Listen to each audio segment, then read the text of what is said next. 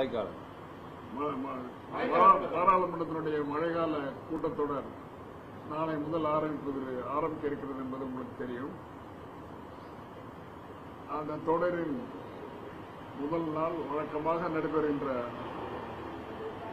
பாராளுமன்ற அமைச்சர் அவர்களும் அதேபோல இந்திய ராணுவ அமைச்சர் அவர்களும்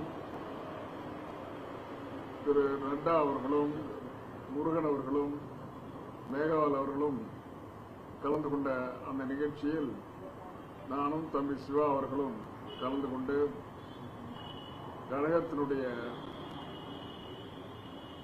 வேண்டுகோளை எடுத்துச் சொன்னோம்.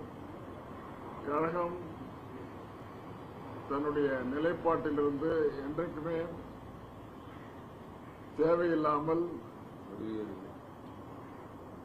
நம்முடைய தென் மாநிலங்களுடைய பிரச்சனைகள் எதுவாக இருந்தாலும் அதற்கு உகந்த முடிவுகளைத்தான் எடுக்கும் என்பது உங்களுக்கு தெரியும்.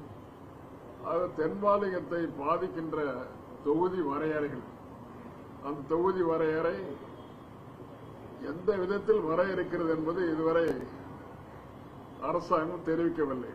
அதற்குரிய டிராப்ட் பில் கூட எங்கள்கிட்ட நான் கொடுக்கல. அது கொடுக்கறதுக்கு முன்னால நாங்கள் எந்த கருத்தையும் தெரிவிக்க முடியாத ஒண்ணு. அதே நேரத்தில் தொகுதி வரையறை அதை 25% இன்க்ரீஸ் பண்றது, 50% இன்க்ரீஸ் பண்றது அப்படிலாம் வெளியில செய்தியா வந்துட்டு இருக்கு, மீடியா சொல்லிட்டு இருக்குது. ஆனா அரசாங்கம் அதிகாரப்பூர்வமாக எதையுமே சொல்லல இது வரைக்கும். சொல்லாத வரைக்கும் நம்ம எங்களுடைய கட்சி எடுக்கின்ற முடிவோ நாங்கள் எடுக்கின்ற முடிவோ அது நிதர்சனமான உண்மை கிடையாது. என்ன எப்படி இருக்குதோ அந்த நிலை உங்களுக்கு என்ன தெரியுமோ அதுதான் எங்களுக்கு தெரியும். எங்களுக்கு இதுவரை எதுவும் சொல்லப்படவில்லை. ஆகவே அந்த மசோதாவுடைய குறிப்புகள் வந்த பிறகு தெளிவாக உங்களுக்கு சொல்ல முடியும். நம்ம திராவிட முன்னேற்ற கழகத்தை பொறுத்தவரை தலைவர் தளபதியார் அவர்கள் இட்ட ஆணைக்கிணங்க மேகதாது பிரச்சனை குறித்து நாளைக்கே நாங்கள் பாராளுமன்றத்தினுடைய இரு அவைகளிலும் ராஜ்யசபாவில் தம்பி சிவா அவர்களும் பாராளுமன்றத்தின் லோக்சபாவில் நானும் நம்முடைய உறுப்பினர்களும் சேர்ந்து குரல் எழுப்ப இருக்கிறோம்.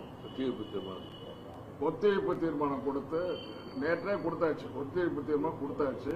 அது நாளைக்கு வரும். நாளைக்கு திரும்பவும் அதை பற்றி பேசுவதற்கு நாங்கள் கேட்போம், அனுமதி